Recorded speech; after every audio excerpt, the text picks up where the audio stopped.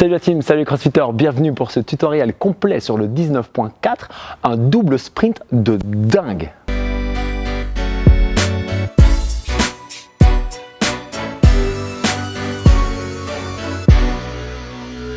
Hey guys, je suis Jack, coach et owner à CrossFit Humber et CrossFit Recan et fondateur de la programmation Train to Compete.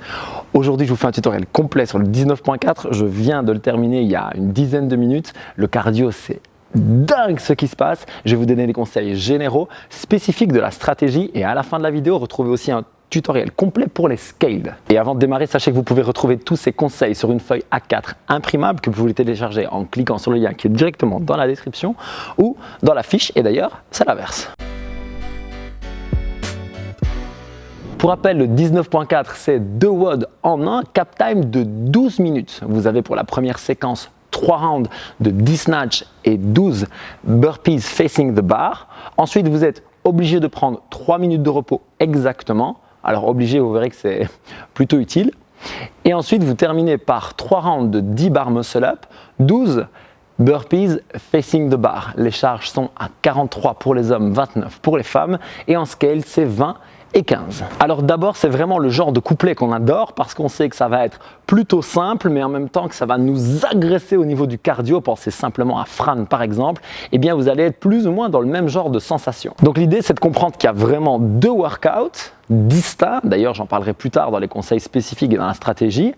Mais aussi que vous devez vous économiser, particulièrement sur le grip, pour le deuxième. Le tout premier tip super important à propos de ce Metcon, ça va être de sauvegarder vos mains. Si vous vous éclatez les mains sur les bar muscle up ou ailleurs, l'idée c'est que ça va vraiment vous pénaliser pour la suite. Vous allez être frustré, vous allez avoir mal et en plus ça va probablement vous empêcher de le refaire. Donc cette frustration va augmenter et vous allez perdre des jours d'entraînement. Bref, faites super gaffe à vos mains. Si vous le souhaitez, mettez des grips. Je vous mets un lien dans la description de ceux que moi j'utilise ici sur ce bar muscle up. Il y en a plein d'autres. Les Victory Grip ont très bonne réputation aussi.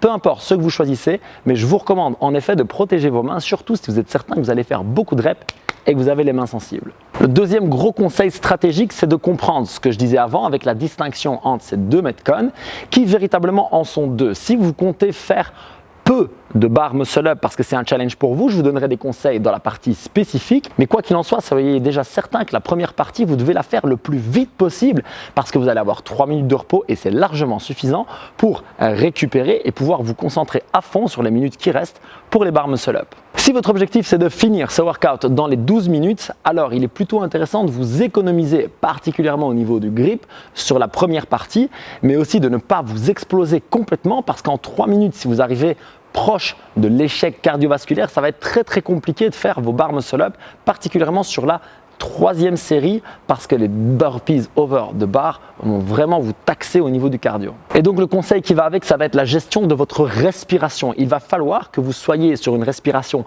régulière, particulièrement sur les snatchs, que vous choisissiez d'être en touch and go, ça veut dire que vous allez inspirer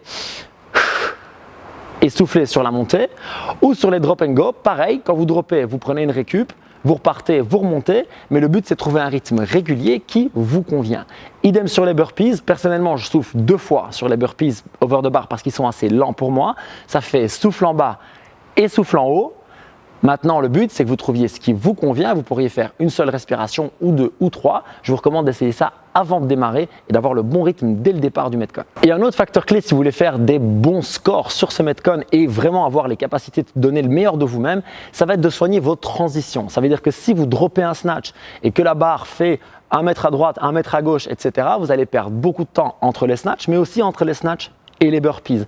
Soyez donc certain d'avoir de l'espace autour de vous, mais de garder la barre tout prêt et de bien enchaîner directement pour les burpees. Idem sur les bar muscle up, d'ailleurs sur mon Metcon, vous voyez ici que je suis allé rechercher ma barre, je l'ai placée près de la barre des muscle up et comme je vous le montre, ça m'a permis de descendre de mes muscle up, de faire un pas en avant, prendre une respiration et d'y aller directement. La première partie agit comme un tie break, ça veut dire que si vous faites le même nombre de reps que quelqu'un d'autre, c'est la première partie, le temps sur cette première partie qui va être déterminant pour savoir qui va avoir le meilleur score. Donc ça veut dire aussi que si vous faites par exemple un bar muscle up, ce qui va être probablement le cas de beaucoup de monde, ou aucun, eh bien cette première partie va être déterminante. Donc j'assiste encore une fois, faites cette première partie rapidement, mettez-vous dans le dur, dans le mal, parce que c'est vraiment à ce moment-là que vous allez gagner des points et en plus économiser du temps pour cette deuxième partie et peut-être passer plus qu'un seul bar muscle up. J'aborderai la stratégie de casser les séries de snatch, de burpees, de bar muscle up, de pull up dans les conseils spécifiques, mais ça va aussi jouer un grand rôle sur la gestion des 12 minutes et votre récupération. Pour le warm-up, il y a peu de choses importantes, mais elles sont très importantes. Alors j'ai simplifié les choses en commençant par m'échauffer sur l'air bike et le ski erg. Pourquoi ces deux mouvements? L'air bike simplement parce que c'est un peu ma petite routine et que ça me met dedans psychologiquement, puis ça fait monter un petit peu la température. Mais le ski parce que ça échauffe mon pivot des hanches, ça veut dire pousser les hanches en arrière et commencer à mettre les ischios sous tension. Après ça, je suis allé les masser d'ailleurs ces ischios parce que vous avez besoin de les avoir relâchés. Alors bien sûr, ils vont devoir travailler, mais en tout cas, ils ne doivent pas être trop tight. Ça veut dire aussi que si vous les avez bossés la semaine, comme c'était mon cas hier, je n'avais pas trop prévu le truc, eh bien c'est très important que vous les massiez bien, comme je vous montre ici sur la barre. Vous allez aussi tendre et plier, et puis vous allez tendre et faire des tout petits mouvements d'avant en arrière pour les mettre bien sous tension. De là directement, je vais faire quelques burpees pour commencer à sentir le mouvement. Je mets une barre et je fais déjà le petit jump. Vous voyez, c'est de l'intensité très basse, mais ça me permet de prendre mes points de repère, de savoir comment je vais sauter au-dessus de la barre et de savoir aussi comment je vais descendre. J'en parlerai dans les conseils spécifiques. Il y a plusieurs techniques sur les burpees. C'est important de trouver la vôtre. De là, je vais faire un petit massage des épaules avec la balle, très confortable. J'aime bien ça. Le but, ça va être de relâcher aussi un petit peu l'articulation et les muscles autour pour qu'elles soient un peu plus relax. Je vais bien sûr avoir besoin de tension musculaire, mais le but, ça va être que sur les burpees, je sois assez souple, je puisse vraiment bouger confortablement. Du coup, j'enchaîne avec quelques muscle snatch pour bien sentir le mouvement, commencer à engager les fessiers pour l'extension et bien stabiliser overhead. Je marque le temps à chaque fois pour me sentir bien et franchement, ça me met déjà dans l'esprit. Pour mettre de la tension dans les ischios mais les garder allongés, je vais faire un petit peu de GHD Hip Extension. L'intérêt, ça va être de travailler sur cette phase excentrique, donc descendre tout doucement et puis remonter de manière dynamique en contractant les fessiers et en serrant les abdos pour garder le dos bien neutre. L'utilisation de cet exercice, ça va vraiment être ce travail en freinage qui va allonger mes ischios, mais en même temps les laisser sous tension musculaire, ce qui serait important notamment pour les snatchs en touch and go, j'y reviens juste après. Après ça, je pars sur des vrais burpees facing de barre puisque j'ai mis des plates maintenant et ça va me permettre de nouveau de répéter un petit peu le geste, de bien sentir le travail et de sentir aussi que mes ischios sont un petit peu plus dynamiques et un petit peu plus allongés, c'est beaucoup plus confortable. Place maintenant au travail sur la barre, je vais d'abord masser les triceps et les avant-bras sur une barre, je vais simplement les rouler, ça va faire beaucoup de bien, détendre un peu la zone et aussi amener un peu d'afflux sanguin, ce qui va être intéressant pour la suite. De là, je monte à la barre et je vais travailler avec un petit complexe que j'aime bien pour me mettre en route. Ça va être de faire quelques press down, donc très strict, je tends les bras, j'active bien les pecs en gardant le hollow. De là, je fais quelques petits keeping, push and arc, hollow and arc, tout petit, très maîtrisé pour bien mettre en route. Et puis quelques keeping pull-up. Je vais faire exactement pareil, garder une super position de hollow, bien sentir mes abdos, bien sentir ma poussée sur la barre et ma stabilisation, ça va me mettre en confiance et bien m'échauffer. De là, je vais faire quelques snatchs avec la charge RX pour voir comment je me sens. Il se trouve que ça fonctionne plutôt pas mal. Je trouve que la barre par contre est un petit peu lourde, il est tôt le matin, je ne m'entraîne pas aussitôt d'habitude. Et du coup, ce que je vais choisir de faire, ça va être de monter en gamme progressivement. Je vais faire quelques snatchs à 40 et puis à 50. Et je vais faire quelques snatch pull à 60. Alors je dis 40, 50, 60, en fait c'était 43, 53, 63. Peu importe, l'idée c'est de monter au-delà de la RX.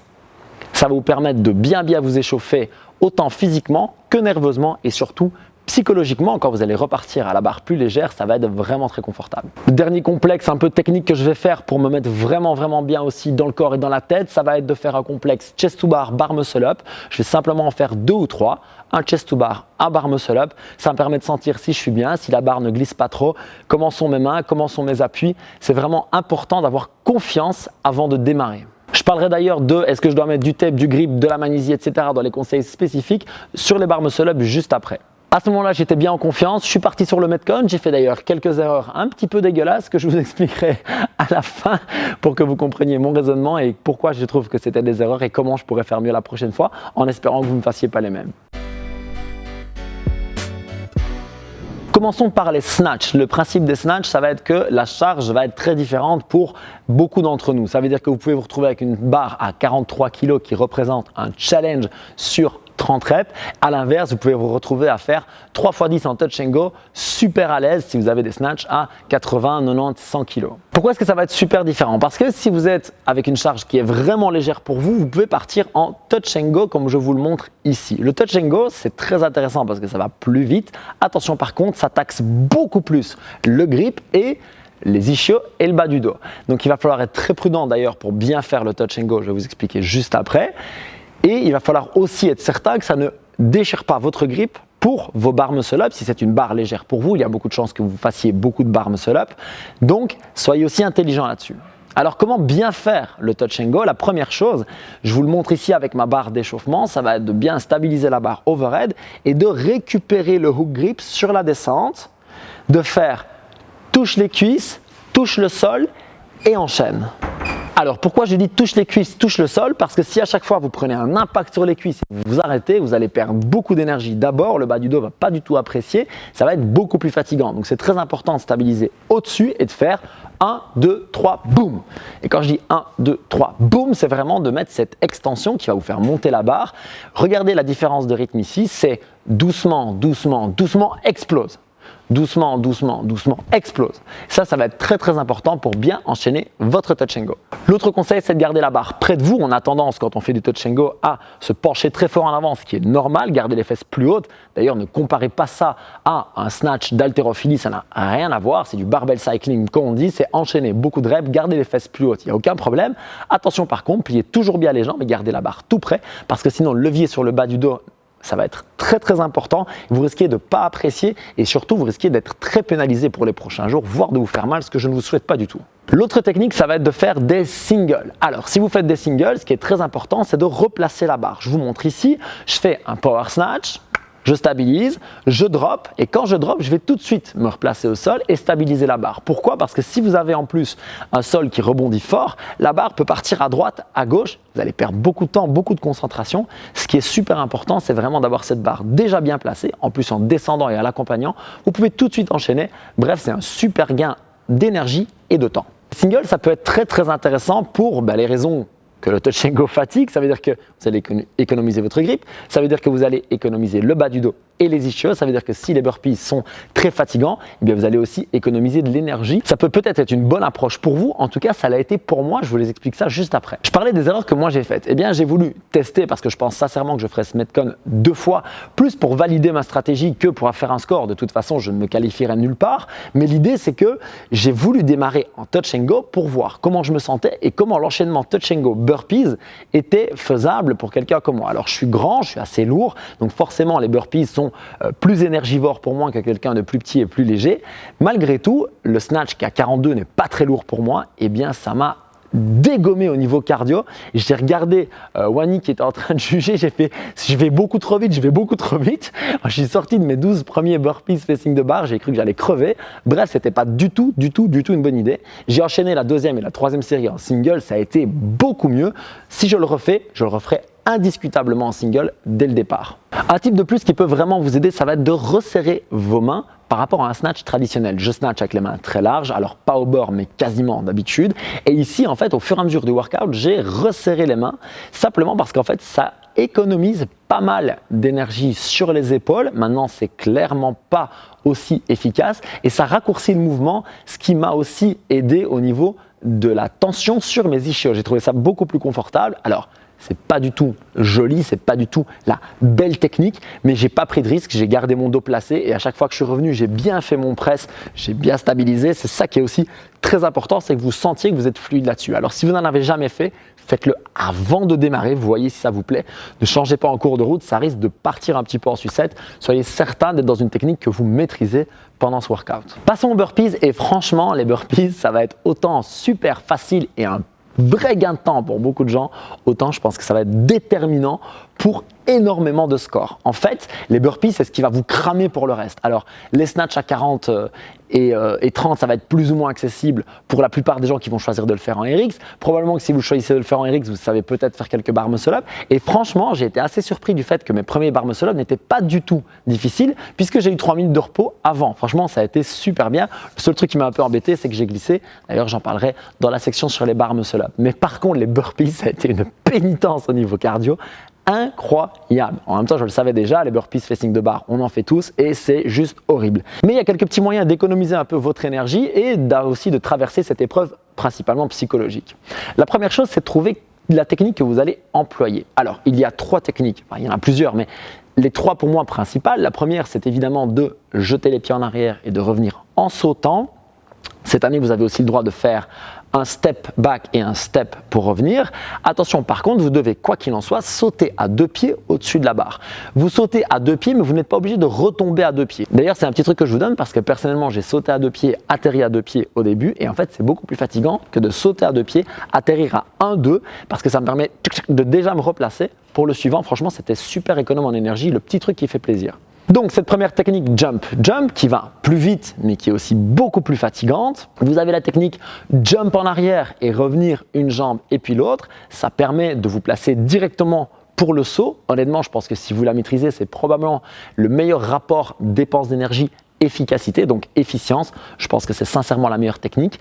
Ou alors vous pouvez faire step back et step pour revenir. Personnellement, je déteste cette technique tout simplement parce que le step back me déséquilibre, après je dois me rééquilibrer, machin, voilà.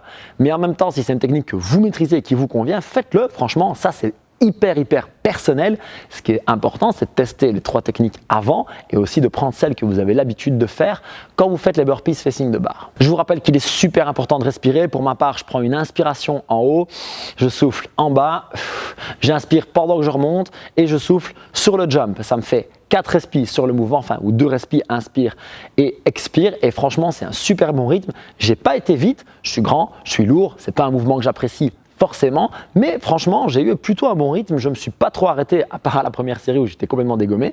Et l'idée, c'est de trouver ce rythme qui vous convient et qui vous permet de faire un bon metcon. Un autre petit conseil, et franchement, c'est un tout petit truc, mais moi, ça m'a beaucoup aidé, ne vous écrasez pas en bas. Si vous vous écrasez en bas, que vous faites vraiment une espèce de vague, vous laissez tomber, le problème, c'est que pour repartir, c'est hyper énergivore, vous devez recréer toute la force. Franchement, prendre ce petit rebond en bas, donc j'arrive, tac, je repousse tout de suite. Moi, ce que je fais, c'est qu'en bas, je serre les abdos et pour remonter, je serre les fesses et franchement, je fais tac, tac. Et franchement, ça me donne une petite impulsion que j'aime vraiment bien pour relancer le mouvement. Et pour finir, gardez un rythme, faites-les un par un. C'est plus intéressant de faire 12 burpees en 60 secondes sans vous arrêter que d'en faire 6 en 20 secondes, d'être complètement cramé, de récupérer pendant 15 secondes, d'en refaire 6 machin, mais parce qu'après il y a des snatchs et des bar muscle-up. C'est ça que je veux vous dire, c'est que les burpees vont vous épuiser pour le reste. Donc oui, vous pouvez gagner beaucoup de temps, mais soyez aussi intelligent pour que vous puissiez enchaîner les autres mouvements. Il y a évidemment un tout petit bémol à ce que je viens de dire qui est la dernière série du premier tour et votre dernière série du dernier tour si vous ne le finissez pas. Évidemment, là, c'est all out. D'ailleurs, j'ai vachement accéléré sur les 12 derniers. Alors, vachement, pour moi, soyons bien clairs, c'est au ralenti pour certains. Mais par rapport à mon rythme, j'ai vraiment été beaucoup plus vite sur cette série-là que sur les 2 premières. Parce que je savais bien qu'après, c'était du repos. Psychologiquement, on se dit c'est bon, après, je peux récupérer. Et sur la toute dernière série, je savais que je pouvais finir dans les 12 minutes cette série-là et refaire peut-être 1, 2, 3, 4 bar muscle-up. Et donc, ça m'a vraiment poussé à accélérer. Et d'ailleurs, j'ai fini complètement cramé parce que ces 12-là, j'ai vraiment poussé la vitesse. Ok, parlons un petit peu des bar muscle-up. Alors, la toute première chose, c'est protéger vos mains. Il y a plusieurs techniques. Certaines personnes mettent du tape, certaines personnes utilisent des maniques, certaines personnes utilisent des gants complets. Franchement, c'est vraiment dépendant de ce que vous aimez. Je sais que moi, je préfère faire sans rien parce que j'ai un meilleur contact avec la barre. J'ai des grandes mains, j'ai plutôt des bonnes cornes ici qui me permettent d'encaisser le choc. Et donc, ça me permet de faire des bar muscle-up sans m'ouvrir les mains. Maintenant, ça dépend aussi du nombre, de si je glisse, de l'autre mouvement, etc. D'ailleurs, je me suis assuré avant de démarrer le WOD que je pouvais avoir mes protections et que je savais faire des bons bar muscle-up avec au cas où. J'ai donc fait un muscle-up avec ces protections qu'on m'avait recommandé dans un séminaire à CrossFit 1789. Et ce que j'ai fait, c'est que je les ai placés à côté des barres. Un du bon côté d'ores et déjà. Comme ça, je savais qu'au cas où, c'était très facile pour moi de venir les placer. Alors bien entendu, ne les mettez pas pour la première partie, ou en tout cas moi je n'en vois pas l'intérêt, mais placez-les donc au bon endroit et mettez-les pendant les 3 minutes de repos. Vous avez largement le temps de récupérer. D'ailleurs, regardez, moi ce que j'ai fait, c'est que la première minute de repos, je me suis juste couché sur le dos en mode je savais bien que j'avais vraiment besoin de respirer, ça m'a permis d'ouvrir ma cage thoracique, de récupérer, et je me suis dit ok, tu as 1 minute. Et donc pendant 1 minute, je me suis vraiment laissé complètement aller, j'ai vraiment tout relâché. Et après 1 minute, je me suis reconcentré, je me suis relevé, je me suis remis dedans et je suis allé voir si je mettais mes grips. Finalement, j'ai choisi de les enlever et ça m'a permis d'être super focus pour mes premiers bar muscle-up qui sont super bien passés. Wani va vous mettre 2-3 liens en description de grips qu'on nous a recommandés ou que moi j'ai testé. Donc il y a les Wod and Done qui sont des choses qu'on met une seule fois sur la main et qui franchement sont hyper appréciés dans la communauté, les Victory Grip qui sont probablement la référence en gymnastique, et je vous mets aussi un lien vers celle que moi j'ai utilisée ici, que j'apprécie beaucoup parce qu'en fait il ne glisse pas du tout. Attention qu'il faut avoir quand même, je trouve, une assez grande main parce que c'est assez épais et donc vous risquez de ne pas avoir un super grip. D'ailleurs, vous pouvez voir que je travaille ici avec le Suicide Grip sur mes bar muscle up. Soyons bien clairs, c'est quelque chose que j'ai entraîné pendant des mois, des années, j'ai des grandes mains, je n'ai jamais glissé et je pense que je ne glisserai jamais. Si vous n'êtes pas certain de vous, mettez le pouce autour de la barre histoire de ne prendre aucun risque. Maintenant, il est bien clair qu'il ne faut pas glisser. En plus, vous allez être absolument trempé après la fin du premier et les 3 minutes de repos. Donc, un premier tip, c'est essuyez-vous les mains et les bras parce que vous allez avoir de la transpiration qui va couler probablement si vous suez beaucoup, et avoir les mains qui glissent pour les bar muscle up, c'est horrible, ça va complètement changer votre préhension, votre mouvement et votre confiance. Donc essuyez. Et l'autre petit truc, je l'ai repris chez Matchan, qui l'a repris chez Chris Spiller, c'est de venir mettre de la magnésie sur toute la barre avant de démarrer. Alors vous pouvez aussi mettre du tape, ça empêche de glisser, mais vous ne pouvez pas avoir une protection et du tape. Attention, c'est super important, c'est clairement écrit dans les standards. Je mets de la magnésie sur toute la barre, en fait ça me permet que si j'ai une position qui commence à glisser, il me suffit de changer de position sur la barre et j'ai de nouveau une barre qui ne glisse pas. Alors ça, c'est si vous n'avez pas les mains complètement trempées. C'est malheureusement ce qui m'est arrivé, j'ai transpiré un petit peu trop fort et donc j'ai quand même dû en remettre un peu pendant le Metcon. Petite perte de temps, mais honnêtement, ça m'a pris 15 secondes à peu près et franchement, c'est une récup qui n'était pas volée. Maintenant, je fais combien de bar muscle up? Eh bien, évidemment, ça va dépendre de votre niveau dans cet exercice, mais franchement, si vous n'êtes pas certain d'en faire beaucoup, moi, je vous recommande de faire des singles. Ça vous permet de prendre un petit élan, un petit jump pour faire le muscle up. Cet élan va vous faciliter le fait de monter. Le fait de relâcher, ça va éviter en plus que vous racliez la main et que vous, éventuellement, vous l'ouvriez. Et puis, ça vous permet de reprendre le jump la rep d'après. Si vous êtes parti pour en faire 1, 2, 3, etc., je pense que c'est la bonne technique. D'ailleurs, je vous montre que vous pouvez ici le faire en départ d'une box. C'est quelque chose que je n'ai pas l'habitude de faire. Je rigolais tout à l'heure en disant que je ne le fais qu'une fois par an aux Open, mais je sais que ça aide beaucoup de monde. En plus, moi, je suis grand, donc c'est facile pour moi de sauter et de prendre la barre, mais c'est clair que ça peut aider de prendre ce petit jump pour avoir de l'élan et passer peut-être votre premier bar muscle up. Si vous voulez vraiment en faire beaucoup, je vous recommande de casser la première série, je dirais 5, 3, 2 par exemple, ou 2 x 5, ou pourquoi pas 6 et 4. L'idée, c'est de faire soit les mêmes séries, soit des séries dégressives. Et c'est pour moi dans la deuxième série que vous allez choisir ce que vous allez faire. Je m'explique. S'il vous reste seulement, admettons, 45 secondes et que vous savez que vous allez tout donner, alors clairement, je pense qu'il y a peut-être un intérêt à faire la plus longue série possible en essayant de ne pas casser et de faire les 10 unbroken si vous en êtes capable. A l'inverse, si vous savez qu'il vous reste un tour complet et que vous commencez à avoir le grip qui est très fatigué, alors prenez un break. Bref, réajuster en temps réel lors de la deuxième série, mais personnellement, je ne prendrai pas le risque sur la première série d'en faire 10 et puis d'être dégommé pour les autres parce que si vous passez en single, alors là par contre, vous allez perdre beaucoup de temps par rapport à si vous êtes capable d'en faire 10 unbroken et peut-être de finir dans le cap time. Et le dernier petit truc, comme j'en ai parlé tout à l'heure, c'est pour les bar muscle up et les burpees facing de barre, mettez la barre tout près. Franchement, des bar muscle up, c'est fatigant, mais ça ne vous empêche pas de repartir quasi directement en burpees, surtout que vous avez déjà eu du repos juste avant. Donc en fait, vous faites vos bar muscle up, vous descendez, vous prenez une bonne respi et il y a moyen d'enchaîner directement, ça peut aussi être un facteur déterminant sur le gain de temps total et la récup pour la série suivante. Avant de parler de la récupération et de comment préparer la prochaine fois où vous repassez peut-être ce Metcon, on va parler maintenant des scales parce qu'il y a quelques petites choses différentes. Alors vous voyez que je me suis rhabillé parce que franchement ça fait plus d'une demi-heure maintenant que j'ai fini le workout et je suis simplement en train de prendre froid en t-shirt parce que j'ai pas mal transpiré. Et j'en profite aussi pour remercier du coup Taurus qui sponsorise cette vidéo, qui m'a envoyé ce super bonnet et ce pull que j'aime vraiment bien, qui est très confortable. Et surtout la marque a été super gentille pour vous faire un code de réduction. Ça veut dire que vous pouvez avoir 15% de réduction sur tout le site Taurus à partir d'aujourd'hui et pendant tous les Open. Si vous voulez en profiter, on vous met un lien dans la fiche ci-dessus et dans la description. Le code est aussi dans cette description. Pour les scales, la première différence, c'est évidemment la charge sur les snatch qui est à 20 kg pour les hommes, 15 pour les femmes. Ça veut dire que vous n'avez pas de plate, ça veut dire que vous ne devez pas aller au sol. Par contre, soyez certain de bien finir sous le genou comme je vous le montre ici. Vous pouvez faire ça en power snatch. Maintenant, honnêtement, avec cette charge, je vais plutôt vous recommander de faire du muscle snatch parce que je pense que ça ne va pas trop taxer vos épaules et donc descendez bien sous le genou. Attention, gardez le dos droit, ne prenez pas de risque. Et de là en dessous, poussez sur les jambes, sur les fessiers et faites un muscle snatch. J'entends du bien droit. Honnêtement, vous allez gagner pas mal de temps et je pense que vous pouvez faire un super score si vous tenez ça sur vos 10 reps. Vous avez une barre vide. Attention, vous devez charger une deuxième barre pour avoir les plates et pour faire les burpees facing de barre. Dans votre catégorie, vous avez le droit de faire des steps over de barre. Vous pouvez donc marcher au-dessus de la barre au lieu de sauter. Franchement, c'est à vous de voir ce que vous préférez. C'est beaucoup moins fatigant de marcher. Perso, si j'avais le choix, je pense que je marcherais pour réenchaîner plus vite sur le down and up.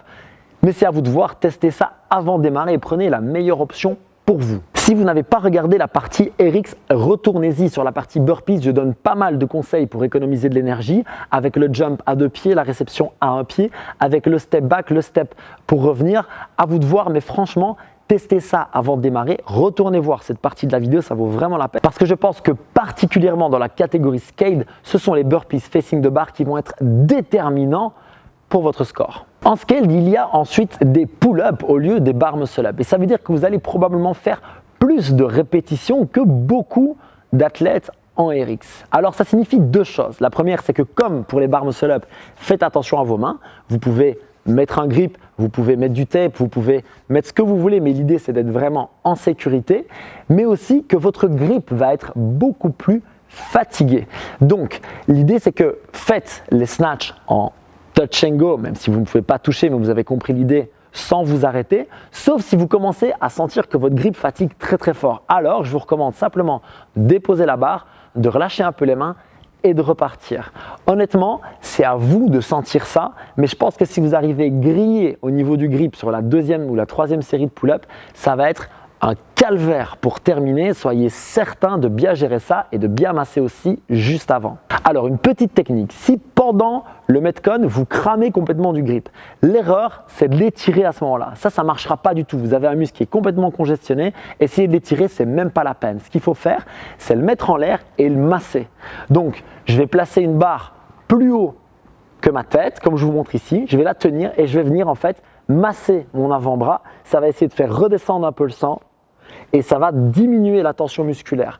Surtout, n'étirez pas à ce moment-là, franchement, ça ne changera rien, ça va même probablement faire pire, alors que le massage peut vous aider. Si sur les pull-ups, vous êtes assez à l'aise, bien un peu comme pour les bar muscle-up, alors faites des longues séries. Franchement, faites des séries de 10 ou peut-être 2 x 5, juste pour relâcher votre grip. Soyez certain d'avoir une bonne respiration, vous faites... C'est l'idéal. Si maintenant, vous êtes à un niveau où vous préférez de les faire en single parce que vous ne pouvez pas enchaîner des bonnes répétitions, n'hésitez pas. Franchement, faire 10 singles en pull-up, ça vous donne un petit élan et ça vous permet de ne perdre quasiment pas de temps parce que comme je vous l'ai dit, c'est de toute façon pas là que le Metcon va se jouer. Je pense sincèrement que c'est sur les burpees. Donc si vous perdez 10 secondes sur les pull-ups mais que vous économisez de l'énergie, je pense que vous pourrez récupérer largement ces 10 secondes sur la masse de burpees. Si vous êtes en scale, c'est vraiment un fucking sprint. Ce qui est super important, c'est que vous compreniez qu'il faut aller très vite sur la première partie parce que vous aurez beaucoup de récup. En fait, 3 minutes, ça n'a l'air peut-être de rien, mais c'est très long. Vous aurez largement le temps d'être au top. Je pense que encore plus en scale qu'en RX, c'est vraiment 2 Metcon en un. Vous pourrez probablement terminer ou en tout cas tout prêt. Allez-y, attaquez. Tant que vous sauvegardez votre grip, franchement, foncez, ça va super bien se passer. En tout cas, je vous le souhaite. Pour la récupération, franchement, c'est quasiment pareil pour les catégories RX et Scaled. Ce qui va être important, c'est de faire un mouvement où vous allez relâcher le tout. Alors moi, j'adore l'air bike en récupération parce que je suis très cool, je suis très relax. Je ne vais pas trop gripper pour relâcher un peu mes avant-bras. Je vais vous recommander vivement de masser vos avant-bras en profondeur. De masser aussi un petit peu les biceps et les triceps sur la barre comme je vous le montre ici. Et pour terminer, on va venir relâcher les ischios. Alors moi, j'aime bien avec un stick ou avec la barre comme on l'a fait à l'échauffement. Et pour terminer, l'important, c'est aussi de préparer la prochaine fois si vous le refaites en étirant ces ischios en postural comme je vais vous le montrer ici. Alors ça, je ne le ferai pas tout de suite après le WOD, mais plutôt quelques heures plus tard et surtout la veille du jour où vous allez refaire ce Metcon. Ça peut être super intéressant. Guys, avant de clôturer, je vous rappelle que vous pouvez rejoindre le groupe Facebook Train Hard, Train Smart. On vous met un lien dans la description. Vous avez vu l'accent? C'est dans le groupe où je mettrai la vidéo. Donc la deuxième partie avec les conseils que je vais pouvoir trouver pendant le week-end, que je vais pouvoir aller chercher chez des athlètes de tous les niveaux. Je fais une deuxième vidéo en général le dimanche soir ou le lundi qui vous permet de repasser avec ces derniers conseils. Et franchement, il y a parfois quelques petites pépites, des petits détails, mais qui peuvent vraiment faire la différence. Je vous retrouve dans ce groupe si vous choisissez de me rejoindre. Et sinon, on se retrouve la semaine prochaine pour le 19.5. Ce sera le dernier et franchement, merci à vous. On se régale sur ces Open grâce à vous. Peace!